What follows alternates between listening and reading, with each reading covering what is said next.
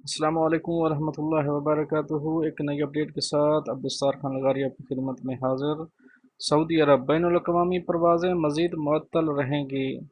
Friends, अगर आप मेरे चैनल में नए हैं तो प्लीज़ चैनल को सब्सक्राइब कर दें। अगर आपने ऑलरेडी सब्सक्राइब कर रखा है तो इसके लिए आपकी बहुत बहुत मेहरबानी, और साथ बेल का आइकॉन क्लिक करना मत भूलिएगा। चलते हैं हम अपनी न्यूज़ की तरफ। सऊदी वज़ारत दाखिला ने बैनुल-अक़वामी और दाखिली परवाज़ों की मुअत्तली में मज़ीद तौसीक़ कर दी।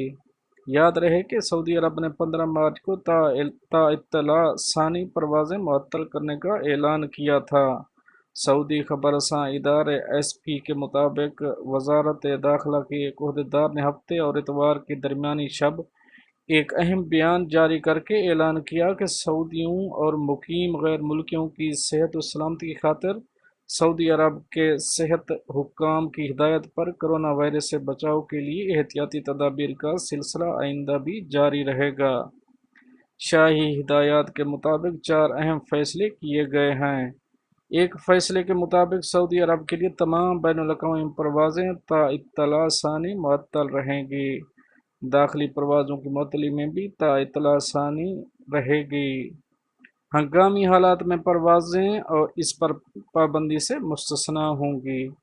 इलावाजी इलावाजी बसें, टैक्सियाँ, ट्रेनें भी ताइत्तला सानी बंद रखने का फैसला किया गया है।